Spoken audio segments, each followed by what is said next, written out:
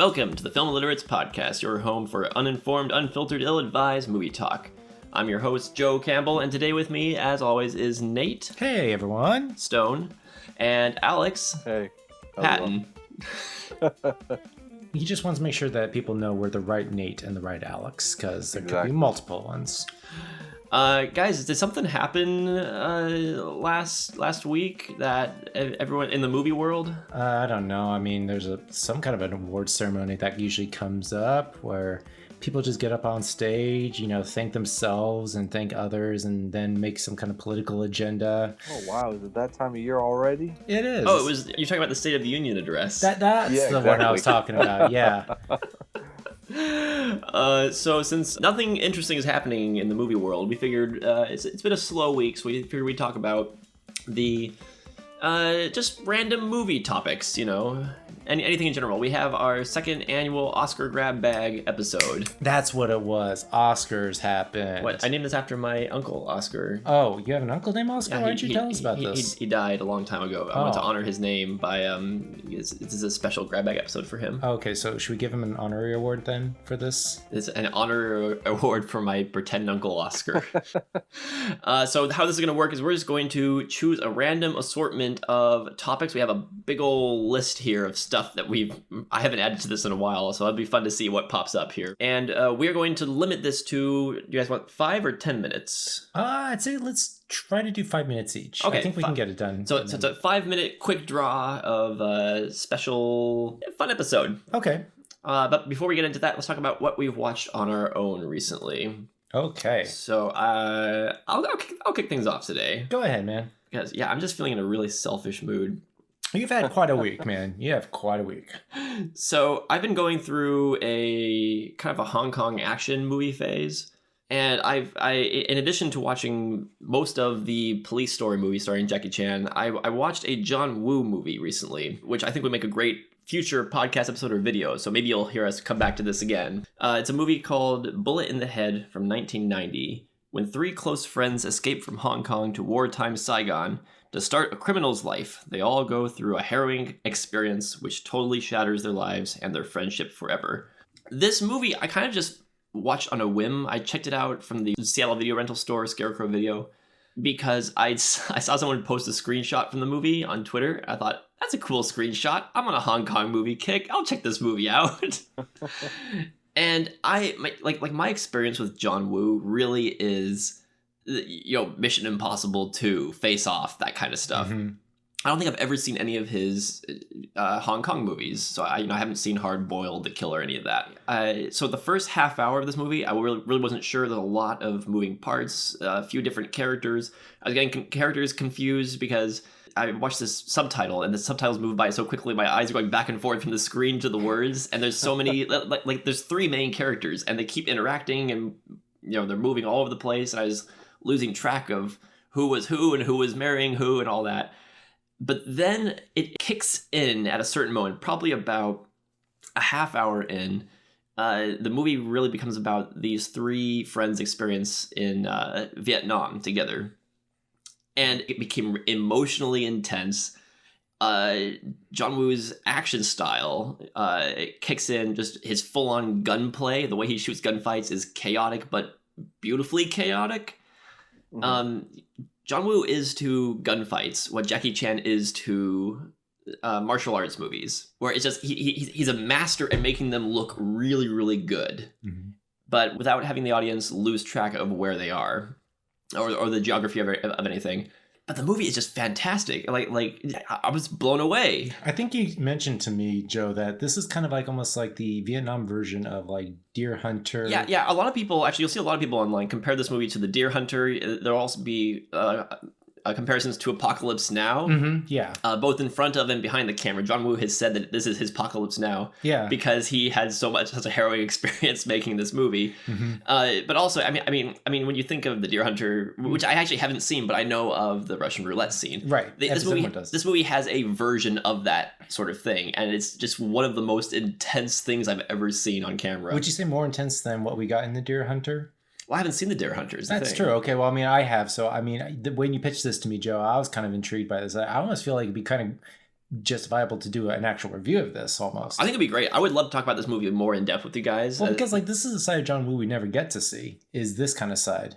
Yeah, it's very dramatic, but it's very dramatic, very emotional. You are invested in these characters. They go through massive changes in character dynamic. I mean, greed comes into a large part of the story, and how friendships change based on their experiences.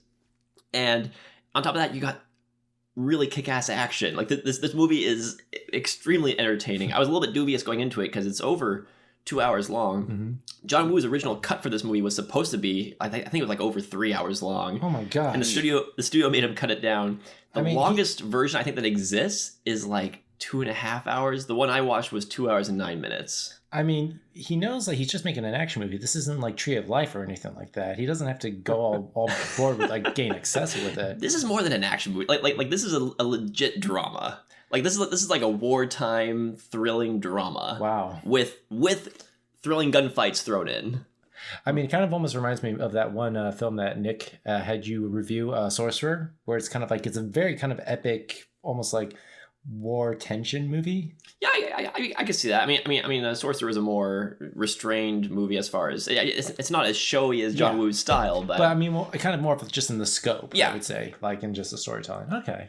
And then just two other things I'll talk about quickly because I can talk about them together. So I watched Ace Ventura: Pet Detective for the first time. Wait, this is your first time watching it? This is my first time watching it. Okay, so can I ask you, how does it hold? I hated this movie so much. Wow. Why am I not surprised? I really hated this movie. I'm surprised. You're surprised, Alex? I'm surprised you hated it. I mean, I'll kind of admit it is one of those comedies you kind of had to grow up during the era where, you know, Jim Carrey and even Adam Sandler were like at their prime to get the humor and the comedy. But I understand, like, for some, it's a hit or miss. Like, they just don't like the humor. This movie, okay, so unfiltered Jim Carrey works if you can direct him in the right direction. So, for instance, Dumb and Dumber, it isn't just unfiltered Jim Carrey let loose upon the world. This is unfiltered Jim Carrey, or that movie is unfiltered Jim Carrey aimed in a certain direction, paired with certain people. Right. It works. This movie is unfiltered Jim Carrey on cocaine, let loose like a rabid raccoon. But here's the thing, like, also, like, I kind of remember back Jim Carrey in that era, like, he was such an interesting ball of energy that I don't think people in Hollywood knew how to deal with it. He's a ball of energy, but, I mean, his whole shtick is just, I'm gonna make funny faces and say goofy things. Look, now I'm talking with my butt cheeks. Oh, fuck off. I know, but at the same time, yeah, you're right. Like, it's that kind of stuff. Like, if that doesn't hit your funny bone in the first 10 minutes, then you're going to hate the movie. Yeah.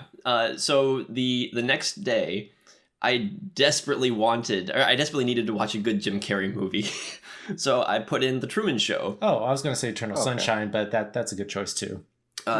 Truman Show is 1998. Truman Burbank is the star of The Truman Show, a 24-hour-a-day reality TV show that broadcasts every aspect of his life without his knowledge. His entire life has been an unending soap opera for consumption by the rest of the world, and everyone he knows, including his wife and his best friend, is really an actor paid to be part of his life. Directed by Peter Weir. This movie holds up. I love this movie. It is delightful. Jim Carrey is as nuanced as Jim Carrey can get. Which I'm not saying that's a bad thing. I think Jim Carrey works best doing his shtick, but his shtick is, again, it's kind of reined in a little bit, and it's directed in the right areas. Yeah. The emotional scenes are emotional. He wears his emotions on his face. And I think that's part of the reasons the movie works, is that the actual plot itself is all about people watching this guy and reading his real emotions. That's why the people watching the show within the movie, the reason they're hooked on it is because they're watching an actual guy have actual emotions in this kind of manipulated scenario. And for Jim Carrey, that works. Being able to wear his emotions on his face and being able to play, sad broadly, being able to play happy broadly, all this stuff. It works for the movie. Yeah, I think kind of just to comment on this, it's like, where Jim Carrey needs to put physical comedy to the test in this, it works because, you see Truman trying to break the whole status quo of this fake world that he's living in just to get a reaction out of people. And there's that one scene where he's like just doing random spontaneous things just to see if someone will react to it differently, like what normal people should do. And that's where Jim Carrey's physical humor does come in. But you're right, we get the emotional nuances that we don't ever get to see in his earlier work. Yeah, so I absolutely love The Truman Show. It still holds up for me. I think it holds up in just a lot of ways. Like, this was just a good script, good story in general, and just drawing attention of, like, but this was before reality TV became a huge market. And it's like, well, where's the fine line of, where reality meets fiction, and how much of that should we be consuming on a regular basis? So yeah, it's a good film. Right? Absolutely recommend. Yep. All right. Alex, what have you been up to? Yeah, what have you been up to? All right, so still watching the anime series that I talked about on the last episode. Still watching Asher in Love, Small and the Forest Spirit, and Room Camp. Still good, no complaints there. They're just still getting more interesting. So nothing really new on that. For other stuff I've been watching, I started on YouTube. I started watching a lot of stuff from Corridor Digital. Oh, same here. Oh, really? So I haven't really been watching their actual like shorts and stuff like that, but I started watching all of their like I guess vlogs. They're every other days, just the general stuff. I mean, I'd heard of them, of course, years ago when they kind of got big, but just recently it came up in my recommended feed. They did a series like Stuntman react to movies and whatnot, and so I was bored and I checked it out, and it was a lot of fun because it was great too, because it's nice seeing how everything's broken down and to be able to get like a real stuntman there and explain, oh yeah, that's actually real, and that guy actually did get punched in the face, and that probably hurt a lot. So that's what got me hooked on the channel, watching that. So I watched like the entire series of that, been watching all their like visual effects artists react, that kind of thing, and that's just incredibly informative.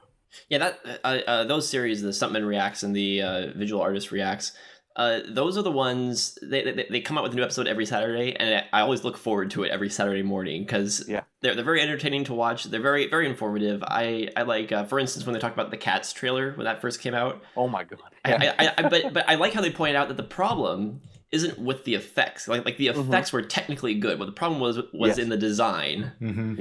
Yeah. That's what I like about it too. It's like I said, they just break everything down and they'll explain all of this really interesting stuff. So that's what got me hooked on the channel, watching that stuff. And then I've just been watching all their other like random videos that they made, all their different weird, little stunts and whatnot that they pull, like trying to catch an arrow or Django with cinder blocks and random things like that. And it's great. It's just it's very nice and light and just fun to watch, and just the people that work there are really great on camera, just because they have like just their personalities just all meshed together really well, and it's hilarious. Did you see the video where Nico made a 3D printed Settlers of Catan? No, set? I haven't caught that one yet. I don't even know how many. There's tons of them. Videos of like from like 3 years ago, so I have like a lot to catch up on. There are a couple of videos where Nico is making he prints them out and then he paints them, and it's meticulously detailed. It's like a 3D Settlers of Catan set, and it's wonderful to watch him work, but also the end product, the end result is beautiful to look at. Yeah, like I haven't been watching them in any order, so I've just been like randomly going off of like what's recommended next. Same here. Mm-hmm. Yeah, and like everything is good. Like it's a lot of fun to watch. So that's what I've been mostly watching. As far as what I've been playing, I picked up Risk of Rain 2. Risk of Rain was a game that I played on PC years ago. The original game was a 2D like side scroller pixel art. It was a roguelike. A roguelike is essentially you start off with one life and you go through either levels or dungeons or whatever, picking up items and things, and once you die, you're dead. That run is over. So that's essentially kind of what a roguelike is like. So do you have to start again from the beginning? Exactly. Okay, yeah, gotcha. You die, you start all It's like you actually die. Okay, so you don't just go back to the beginning of this session. It's like or whatever. It's very beginning. Okay. Yep. I want to make an open world Sims-like game where everyone can interact with everyone, But if you die, then your copy of the game is deleted and you have to like rebuy the game. That'd be mean. You're just buying lives. It's just pay to win. What is this bullshit? EA. Imagine people going around just killing off people just to mess with them. Just griefing, yeah. I was gonna actually ask you, Alex, like early on when you were playing this game, did you get like really frustrated, like when you die and just like have to start again, like over and over again? Sort of, yeah. Especially if it's like you're like several levels into the run, and you've gotten like a lot of like really good items that you want, and then you just lose everything in an instant because you just mistimed your dodge or didn't kite the enemies well enough, or you just got unlucky RNG with like the teleporter. I mean, I guess it's realistic. Like, yeah, when you do die, you lose it all. So exactly. Yeah, watch where you step. So I played the original game a ton, and one of the things that like hooked me in to the game was all the different like really cool items, because they come up with like basic stuff like, oh, this item will make you go faster, this item will make you attack faster, this item regens your health faster, whatever. But then there's a lot of like different ones. Like there's in the old game it was the banjo, in the new game is ukulele. But like all of your why would you downgrade like that? Seriously, I don't know. I mean that doesn't make sense. That's badass. Well, that one is like all of your attacks have a chance to like chain lightning to other nearby enemies, and you have a different set of survivors that you can pick. Each have their own like different things that they can do. There's the general guy with like pistols, and then there's someone with like a bow and all this different stuff. So you can kind of tailor your run and how you play to each different character, and kind of figure out what set of items works best with each different character. So that was the original game, and the Risk of Rain 2 is pretty much the exact same thing, but now it's in 3D. And obviously the extra dimension adds new challenges and whatnot, because just a little bit harder to kind of work around. But as soon as I started playing it, I was instantly hooked again. I didn't want the game to change much just because I loved the original so much. So I was stoked that the second game was pretty much the same thing, just in 3D. So yeah, that's been just a ton of fun to play through and like relive all the memories of playing 8 years ago. But yeah, I recommend it if anyone wants to play it, because it can take up a short amount of time, or it can your run can last easily over an hour. Okay. Well, mine will last days. You will basically binge days. You'll come like Katie will come in and just basically see Joe with cobwebs on his beard being like a couple of inches longer. I'll also be alive. I'm just that good. You're just that good. Yeah. Well, let's see if your computer can hold up to like hundreds of enemies on the screen. Because like I play on PlayStation. Like if I get to a certain level or something like that, or get like certain items that do a ton of stuff at once, the game will just lag for me. Like I'll just drop. It just crashes. Crash. I haven't had it crash, but I think people on PC have like gotten 30 levels or something like that, and yeah, the game will just crash for them just because they can't. It just can't keep up. It's trying to do too much. But yeah, that's what I've been up to lately. Awesome. Okay, well, I'll try and be really brief, guys, because I actually didn't watch this much this past week. But yeah, so because this is supposed to be an Oscar grab bag and we're talking about anything but the Oscars, this will be the only time we'll talk about Oscar stuff. Because this past week, there's a theater that screens the Oscar-nominated short films, both live action and animated. So I went and saw that. It's something I do every year just to see what was selected, what was hailed as like, the big contenders. And some of them were okay. They weren't as good as the ones last year, but there were some good ones. I think I saw more better selections in the animated category. And I think of the ones that were animated, my favorite was Kit Bull. Kit Bull is like a story about this stray kitten living in a junkyard who starts befriending a cage fighting pit bull, and they start a friendship and they escape. And it's a very sweet, tender story, but it draws attention to the whole animal abuse and dog fighting, and it's kind of sad on that end, but it's a very sweet story. I think, Alex, if you ever check it out, I think it's on YouTube. Okay. I feel like I've seen it before, or like parts of it. It has kind of like a very interesting Ghibli kind of feel to it, and there's not a whole lot of heavy contour lines. So it's very nice. as far as the story goes. One of my personal favorite was Daughter. This was a film from, I think it was Denmark. But that one was good just because I love the way it was done. It's basically a stop motion film with paper mache dolls, but the way they shot it looks like it's done with real live action. Like the way they move and the way the camera moves feels like it's there in the setting. So it's good. As far as the one I think that will win, it's going to probably be Hair Love, just because I feel like, as the Oscars always would go for, it's a safe bet. Live action, I don't know. There wasn't that many great selections. The only one I see that could win, and we'll see what happens after we look at the results of the Oscars, was Saria. And that's like it's actually a horrible story. I won't go into it just because I don't want to bum us all down.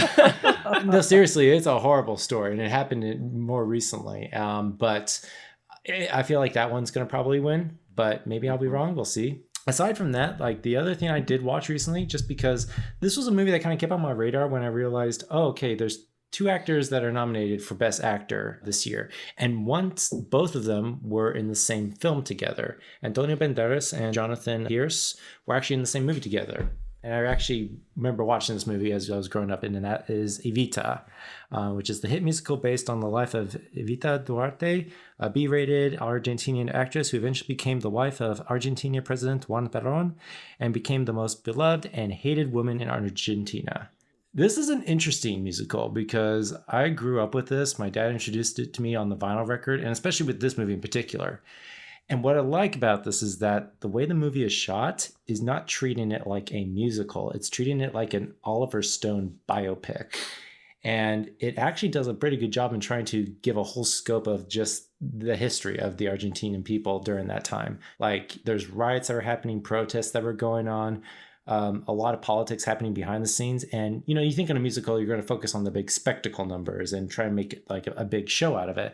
No, this movie gets pretty gritty with some stuff. And that's the one thing that stuck with me with this movie. It's not necessarily the best movie out there, mostly because Madonna's playing the lead and she's not a great actress. Whoa. Hey, all I'm saying is Antonio Banderas and Jonathan Pierce, they do a better job than Madonna. Seriously, I'm watching their performances again, and they're the only 2 that hold up. But yeah, I'd say like if you guys want to see like a musical that's not being treated like a musical, and actually being treated as something a little bit more serious, it's an interesting watch. It's not a very stimulating movie. It does drag, but I think it's worth listening to if you want to see good music being seen on screen. Aside from that, that's all I watched. Awesome. Well, with that, let's move into our main topic, the Oscar Grab Bag Special Number 2.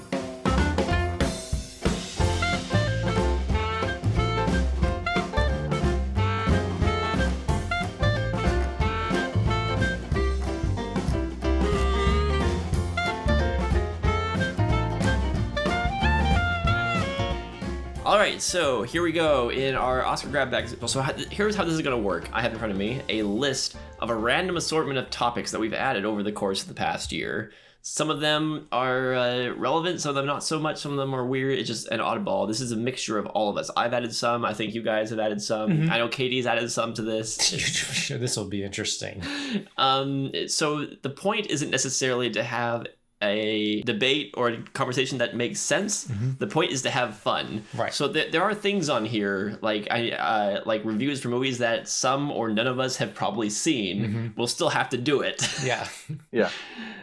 So without further ado, let's go ahead and get started. So we're gonna limit ourselves to 5 minutes per segment and go until we feel like not going. Just like when you pee.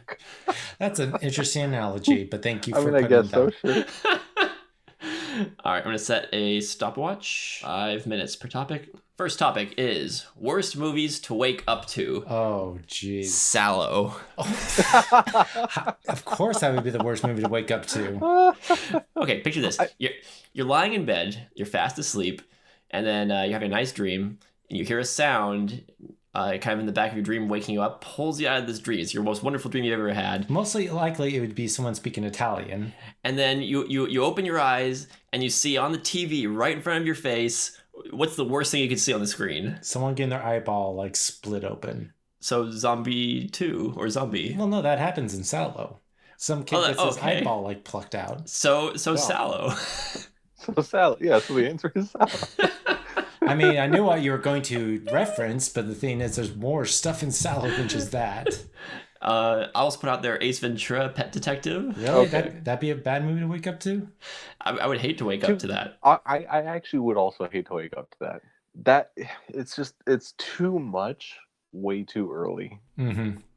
I would probably say one out there would be Disney's The Black Cauldron. Like if you have Disney Plus on loop and then suddenly that movie comes up in your queue and you wake up and it's the middle of when the dead army is being risen. That's not necessarily fun to watch. See, I haven't seen Black Cauldron, but I can't imagine that any animated Disney movie would be necessarily unpleasant to wake up to. That one is very unpleasant because I remember actually having food poisoning and my parents rented that movie when it came on VHS and it was not a pleasant experience. So yeah, not a great movie to wake up to, not a great movie to just watch in general. Yeah, I would say like just about maybe any horror movie. I guess so. Like you're just waking up to something, either jump scares or just something really, really unsettling, and it's just like, what a great way to start your day off.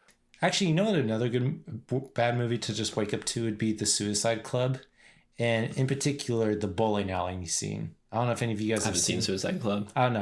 Alex? Have you seen it?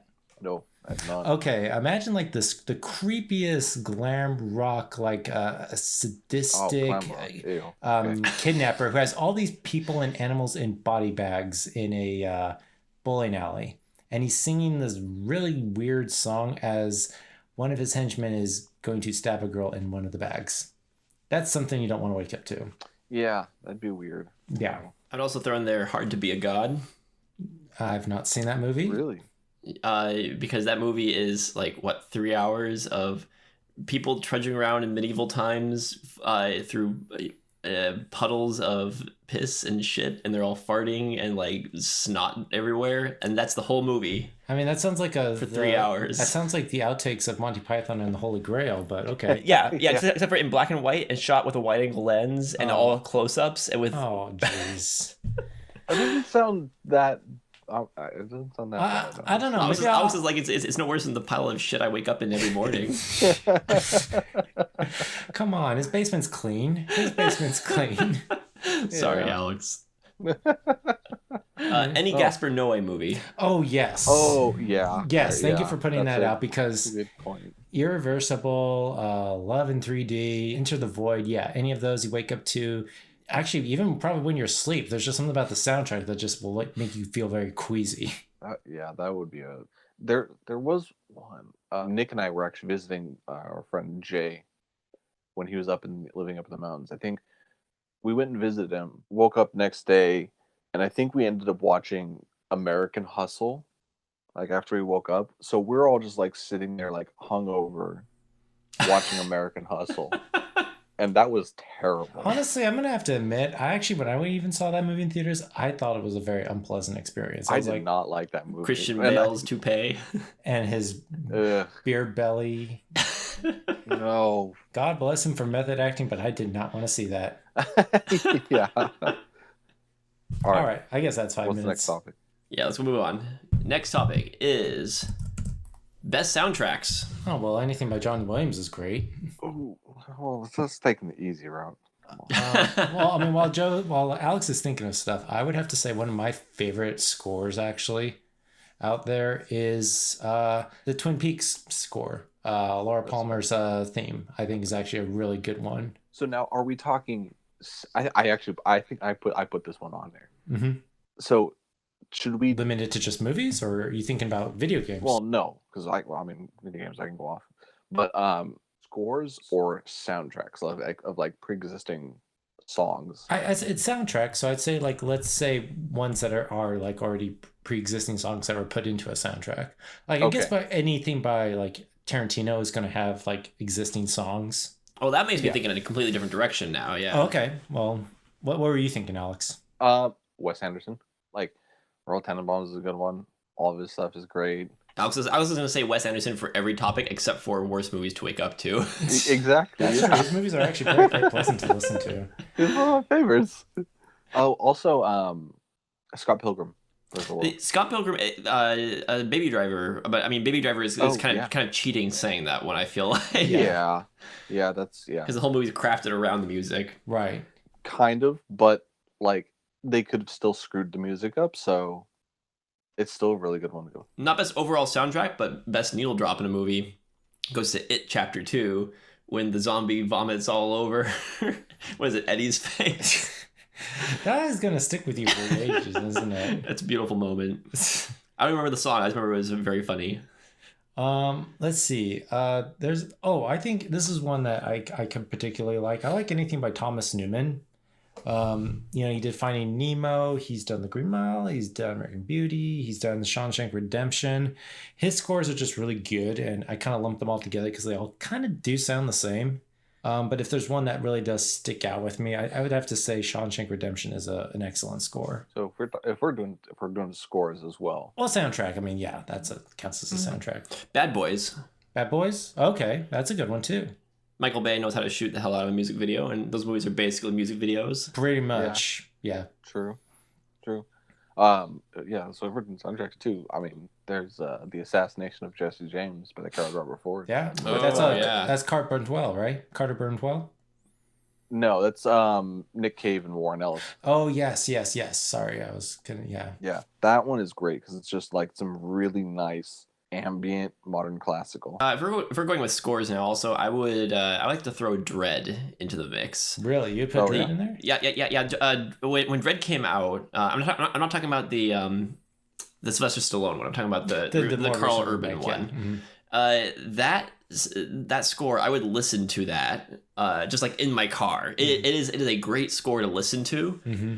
It's kind of this dark electronic pounding soundtrack, and it works great in the movie, but just like on its own, it's a really fun soundtrack. Right. Another one to go along is kind of splits the difference between the two is Whiplash, because you have the actual like jazz songs that they're playing, and then the score itself is pretty good too. It is actually very good. Yeah. No, I agree.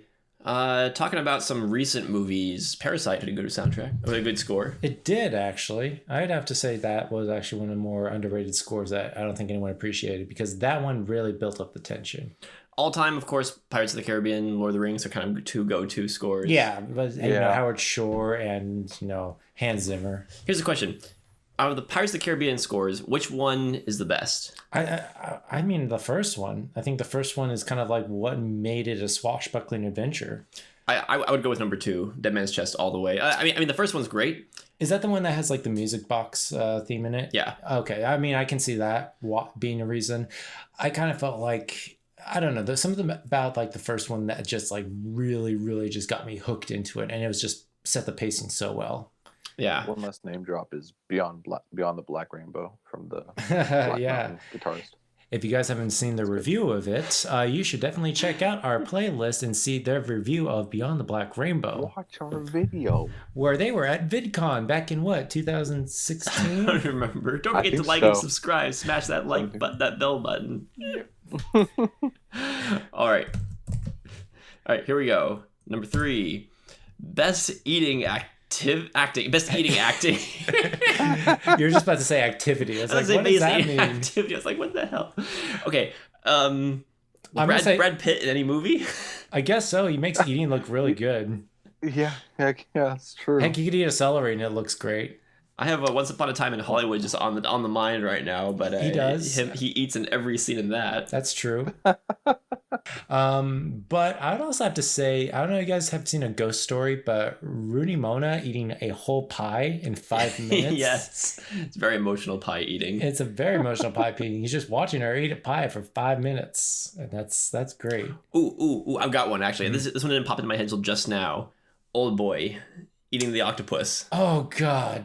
Oh. Yeah. Okay. I've seen clips of that. Okay. Yeah. It's like on so many levels that actually really works, because within the movie, it's the character just needs to feel alive, and he's eating something that he's like, I want something alive, and he's craving just a new experience. The actor himself was, I think, like a vegan or a vegetarian. Or so this is his first time eating actually like calamari. Not only that, he's actually eating a live octopus. Oh, that's wonderful. And it's fascinating because the guy is just like I think it's like a religious thing for him. Like he just doesn't eat animals dead or anything, and here he is like ripping apart a living creature with his teeth for a movie. Oh my gosh. Well, it's also funny that you mentioned that he needs something to feel alive, because I think it's octopus. It has a lot of ginseng, which is kind of similar to caffeine. It'll just keep you up for like forever. That's what's in like green tea. Oh, interesting. Yeah. I can see why think it's it's a rare octopus. delicacy. Yeah. Well, any Might kind be of something squid, else, right? But yeah. I would have to say one of the best eating acting scenes, and we won't have to go into this, but Divine eating dog poop. I was about to say SALO. Well, no, I would say more for Pink Flamingos, because that's like the last shot of the movie. Oh, that reminds me. Actually, not even being like funny or ironic. One Way Only, I think is what it's called. I recently went on a marathon of all the movies of Lam Nai Choi, the guy who directed Ricky-O, the story of Ricky. And his first movie, One Way Only, it's kind of like an American graffiti riff. It's about young adults. They're kind of a biker gang going about living their lives, getting into trouble. And there's a scene at the end where a guy eats dog poop, and it's one of the most emotional scenes you've ever seen of someone eating dog poop. Okay, so maybe that's a better reference than what I just said with a John Waters film. So yeah, like this guy's like in tears, and he's doing it to make a point, and it's a very sad scene. But after that, he like has like a close conversation with someone else, and the only thing I can think of is that guy's being very nice and not telling him that his breath smells like shit. So I think we're forgetting a major one. Oh, what's that? The end of Ratatouille. Oh yeah, Ratatouille. That is a huge one. I guess if anyone's not seen Ratatouille, that end scene where the film critic is reviewing the Ratatouille is actually a good one. That, and I would say any like Studio Ghibli film, just because the food looks so amazing. I think like one of the best eating acting scenes is actually from Spirited Away, where the little girl is actually eating something for once, and it's emotional. I watched Spirited Away for the first time recently. What? You've not seen it before? I had never seen it before. We watched it with the whole family. Okay. And the scene where the parents turn into pigs from eating. Oh yeah, that's another good eating scene. It's an important eating scene in the movie. Oh gosh, before they turn into pigs and they're just like just shoveling food in their mouths. I'm like, this is gross. This is a cartoon. Why does this look gross? Yeah. I think we're underemphasizing how many Brad Pitt eating acting scenes there are, though. Like I can't think of any more off the top of my head, but I feel like isn't it like a trope that he eats in every movie he's in? He does, actually. It being such a I think one that comes to mind is actually from Meet Joe Black when he's eating a spoon of peanut butter. It's the weirdest scene, but you're right. He seems to always eat something in every movie he's in. As far as famous eating scenes, there's always Lady and the Tramp. Oh yeah, well, I guess that's something you can't exclude. I was also gonna say, Super Size Me. Well, oh true. yeah, the whole thing about that is just eating McDonald's and just best or grossest. Well, I don't know if it's even acting. It's just him eating. True. It's a movie. I mean, we're forgetting that this is all about acting. So That's true. Which might exclude Old Boy since he's not really acting. He probably actually feels that way. What is the fine line of acting, though? All right, next topic. Best movies to drink to. Oh, okay. Well, I can go down a list, but I want you guys to set the tone for this. I just want to say, okay, one time I drank a little bit too much. We went to go see a movie. Alex remembers this. Yes, I do. We went to go see Fury. And I can't say the experience was great necessarily for Fury. I was okay. Now here's the thing. I want to emphasize, we do have a category on here that we haven't used yet, which is movies we've watched drunk. But and this is specifically best movies to drink to. So this isn't necessarily watching a movie shit-faced. This is watching a movie. Maybe you start off sober at the beginning, and as you're working through it, you get through the beer. Okay. So not necessarily meaning watching movies with beer goggles. Okay. Well, one thing I will say is I think Ricky-O is a really good movie to drink to. Especially if you're with friends. Yes, I think so. That's a good party movie. Definitely it is. Sure. I would say Guy Ritchie. That's true. I guess pick any of his like British gangster films and Oh yeah, that's a good point. Yeah, because I'd probably even say actually if you guys watch The Gentleman and actually drink a good scotch to that, that's a good movie to drink to. I wouldn't think of this as a movie to drink while watching, but for some reason Rounders feels like a good movie for that. Just kind of the whole atmosphere, just the guys playing poker. It's almost like Mhm. It's a hangout movie with drama. It's got these kind of over the top characters. Mhm. It just feels like a good hangout movie where you, let's grab a beer and watch Rounders. Yeah. I'd also say, you know, of all Tarantino's films, I still think Pulp Fiction is a really good movie to drink to. Like, you know, get a scotch or just whatever, like, you know, Cabernet you have going on. It's like, yeah, it's Watch Marcellus Wallace. yeah, sure. Well, Okay. well, Bruce Willis comes in with a samurai it's sword, okay. and that's what makes it up. On the opposite end of like drinking and having fun. Oh no! Of course you would take it there. Well, yeah. You could have a few drinks, watch Shame. No. If you're like Nick, our friend Nick, and you're just by yourself in your room watching Shame on your computer like he did. Is that where you were going, Alex? With that? Is that... just No. you know, put a robe on, get a beer, get a glass of wine. Oh my gosh. I think the ultimate drinking movie. Edgar Wright's The World's End, though. Yeah, it is. Oh, actually, yeah. you can almost like pace yourself. You know what they do as well. I feel like Imagine if you drink with the characters in the movie. Yeah, well, I mean, it's just a pint at every place they go to, right? We gotta try this out. A pub crawl Okay. through the movie The World's End. Take a drink every time they. Okay, well, here's the thing. You know, St. Patrick's Day is coming up. I feel like that's a good opportunity to do this. Okay, I can't hold my beer though. Like after 2 beers, I'd be dead. Oh, you guys got to work up. I'm a lightweight. Okay, well, we've already set a new challenge for us. We're gonna see if we can actually drink to the movie The World's End. I already have a good stamina with drinking. I think you guys need to work up to it, but I think you guys can do it. I'm good, man. Okay, so he can hold his liquor. So See, here's the problem with that. In the movie, they took like a whole day to do that. You're doing this in the course. Well, how many 2 pints- hours. What? How many pints Isn't do it they like drink? 12? 12. That's 12 Oh. pints Well, over the just course to be of like fair, 2 hours. Just to be fair, they never actually have the final pint at the actual last pub. And do they actually? He pours it. He pours it, but he doesn't drink it. That's true. So Do they drink the whole pint as well? Simon Pegg does. Does he? If you do the Nick Frost version, Mhm. you're just drinking water. So well, so you're well, pausing to go use the bathroom. but every the thing is, 5 at minutes. the 5th place, you have to take at least 4 shots because he does do Jesus. that at one time. He does. So he makes up for it. Nick Frost takes. That's right, because Simon Pegg serves shots for all of them, and Yep. Nick Frost downs them all. Right when he realizes, you know, they're all robots. We're screwed. That's boo boo. Yeah, this needs to be a thing that we can do if we're planning on dying. Okay, Just get like a Bud Light or something. something like that. Something light. You know, we could do a There we couple go. of like ultras, Watered right? down beers. I mean, Watered down beers. I wouldn't do that, but No, I wouldn't either. Somebody tweet at Edgar Wright and see if this is a good idea or if anybody's actually tried it. I have a feeling someone's tried it. I'm sure it didn't end well. All right, next topic. Favorite Keanu Reeves moments. Anything from You're John Wick? breathtaking. That's it. That's all he's gonna comment. I haven't seen Crazy Rich Asians, but I've heard he's in it, and it's one of the best things in the movie. It's pretty good. See, I think of movies, but moments. I mean, him saying "whoa" from The Matrix It's an iconic moment. it's a great moment. I'm gonna pull up my list of Keanu Reeves movies because I feel like there's like some obscure ones that I should be thinking of. I mean, Bill and Ted's Excellent Adventure. Him saying like, "We are just dust in the wind, dude." That's a great moment, actually. to Yeah, Aristotle is great. that is. There's a lot Oh. of great moments in Constantine. He does. Do you have like one in particular that you really like? Let's see. When he's running through hell to grab something, I don't remember what, but it's a cool scene. Yeah, that was good. That was a good one. I would say also, John like, Wick, all 3 of the John Wick movies have they're built of great Keanu Reeves Oh, moments. Oh yeah. I'm thinking I'm back. I mean, you guys have seen Toy Story 4. Duke Kaboom. Duke Kaboom. That's Any of his catchphrases are really great.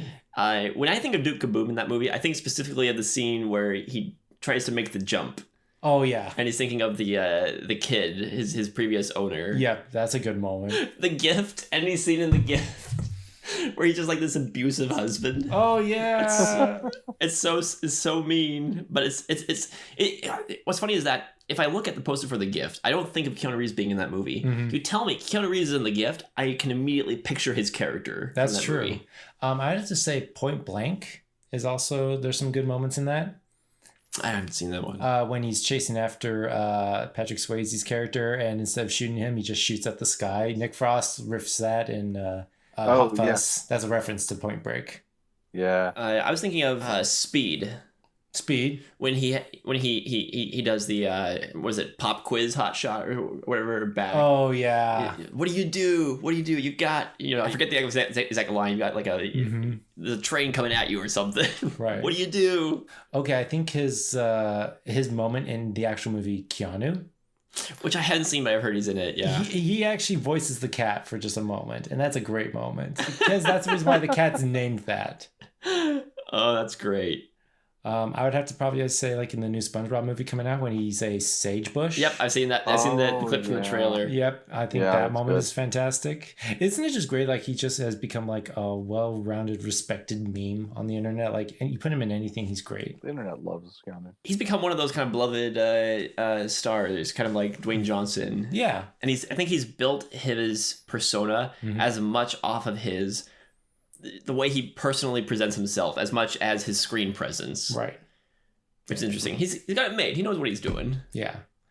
I can't think of anything off the top of my head. I think those are like the main ones that come to my mind. Yeah, same here. I mean, like, I feel like Bill and Ted, though. Yeah, anything from pretty much any scene from Bill and Ted. Dude, that's your mom. Are you guys excited for the new Bill and Ted movie? I'll have to get a trailer before I see how I feel about it. Because I'm looking forward to the trailer. I'm looking forward to the movie, though, because this is the ideal time to do it. You've got Keanu Reeves at the top of his game, off of his whole John Wick fame. You got Alex Winters coming back. Yeah. It's the whole gang. My only worry is that they're going to devolve into references from the first two movies as opposed to just forging ahead, because with some of the most iconic stuff from Bill and Ted's Bogus Journey, the second one, is stuff like Station, and that kind of stuff. Station isn't in the first movie. Playing chess with death and playing Twister with death isn't in the first movie. That stuff was all built specifically for the second movie. And I want more stuff like that. I want more new stuff. Yeah, there's a I see what you're saying. There's a whole danger with the nostalgic factor. We have that fan base and we can like, oh, you remember this reference? Yeah, we're pulling it back for this. It would be fun to see Station. It would be fun to see Death. But like, I want to build just a new thing. Yeah. So like I said, give me a trailer and then we'll see. Yep. Yeah. All right. What's the next one? Next one is, let's see, how many times? How long are we at right now? 27 minutes. So this will be the last one. Last one. Okay. Right. Let's make it count. Movies about movies. I mean, I think the one that comes to my mind first off is Hugo. I mean, that's just, Scorsese saying, I love these movies I grew up with and just the classics. When I think of movies about movies, one of the first ones that comes to mind is Ed Wood. Yeah. That one's mostly about a filmmaker working on movies. Who's not really good at it, but his love for the craft is there. Yeah. The other one in the same vein that I think of, though, is The Disaster Artist. Yeah. About the making of The Room. I mean, really, you kind of think about the whole legacy of Tommy Wiseau and The Room and The Disaster Artist is kind of, because he pulls a lot of references from everything he watched for like the Marlon Brando movies and like James Dean movies. So I would have to say a good movie about movies is The Player, the Robert Altman film with starring Tim Robbins, where he plays this producer who's kind of going about trying to get a project produced. And it just kind of goes into just that's how the industry works. Like the opening shot, it's a one take of him just navigating from one office to another as he's hearing pitches, and actors are going about in their, everyday shenanigans. But it's good Robert Altman storytelling, and it just gives a good depiction of this is what the industry was like, especially back in the 90s. So that's a good one. A good movie about a movie that was never real is Argo. Yeah. A pretend movie. Yeah, where they're trying to craft a whole, fake movie around this idea of like, it's a sci-fi and we need to go film it. Yeah, you're right. That's a good one. The Artist. I was gonna say The Artist. Things that people like crapping on The Artist.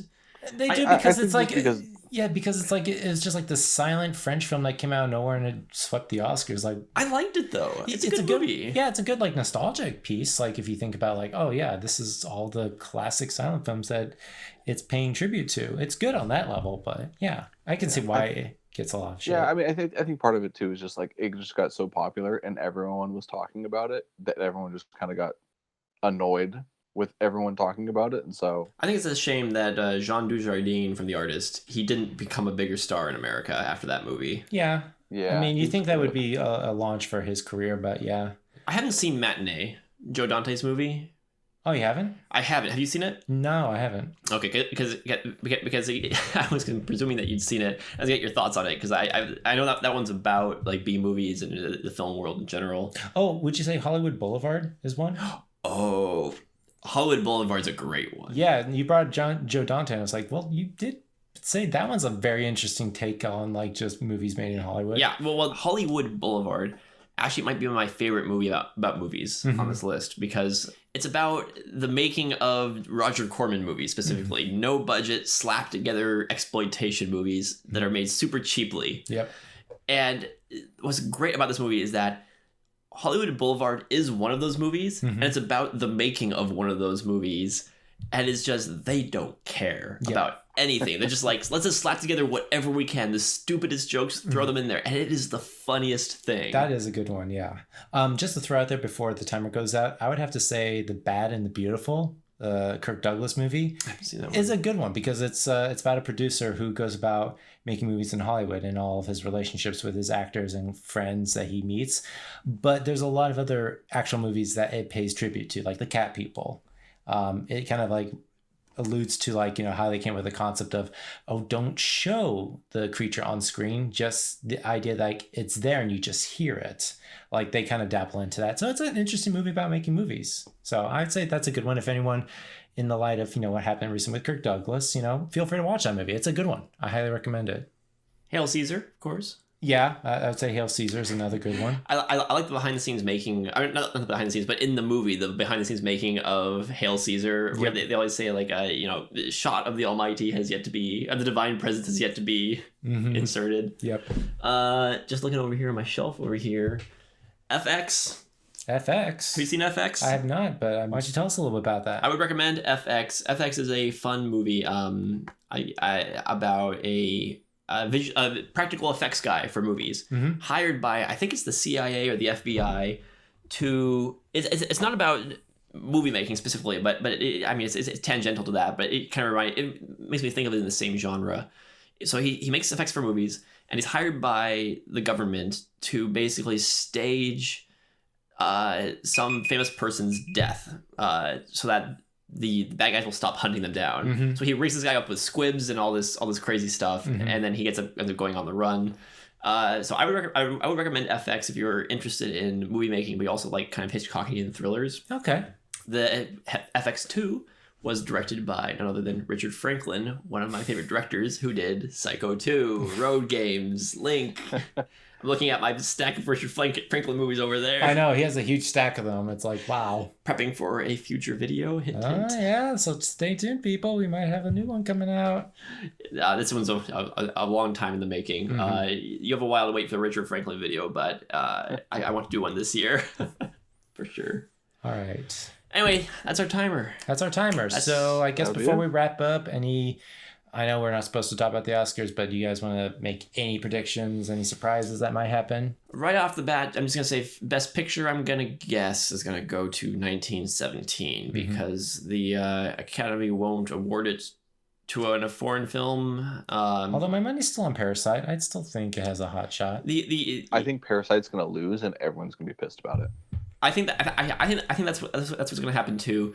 The only reason I think Parasite might stand a chance is because in recent years the Oscars have had moments where they've surprised us by giving the people what they want. Not all the time, but I feel like more often now than they used to. And so Parasite has a chance. Like if Parasite wins, I'm not going to be floored. Or, you know, biggest shocker is they give it to Little Women and that just floors everybody. Women is not going to win. I don't know, it's not, but it could. Joker's going to win the Oscar. Sure, yeah, we'll go with that. If you asked me like 2 months ago, I actually would have legitimately thought the Joker had a good chance of winning. It would have, and then 1917 came out, and then I was pretty sold. I'm like, yeah, if they don't go with this, they're just hurting themselves. I'm just unmotivated to get to see all of them this year. Like usually I try to get out to see all of them, but whenever I go to the movies this year, it's always like, oh, but Underwater's playing. That looks fun. I want to see that rather than 1917. Honestly, I kind of feel bad that we haven't had a chance to do like a kind of like a pick a flick to help promote that movie. I really wanted us to watch Lithian. Yeah. That one's an interesting one. It's kind of like a same movie that was made at the same time as The Abyss, and it has Peter Wheeler in it. Oh, okay. And it is hilariously good and bad at the same time. Anyway, that'll wrap us up for this episode of the Film Illiterates podcast. You can find us on youtube.com/filmilliterates, filmilliterates.com. Nate, where can people find you? You can find me here at Film Illiterates talking with Joe and Alex about, movies and stuff. I also have my Instagram channel, Nathan_Stone_films. And you can also follow me as Starlord at Starlord_rules with a Z. Still trying to get new content in the works, but that's where you can find me now. Alex? You can check out all of our old Film Illiterates episodes. As for me personally, I am on Twitter at Alex D. Patton. I'm also on Letterboxd and Rate Your Music if you want to check out what I'm listening to under Half Scrim. And what's your Tinder account? It's a Grindr account, Joe. You should know. Oh, I'm sorry. I forgot. And you can find me at twitter.com/filmilliterates, and you can follow my movie watching habits, my movie journal, at letterboxd.com. I search for the user film_illiterate. That'll do for this episode. Keep watching movies and keep it easy.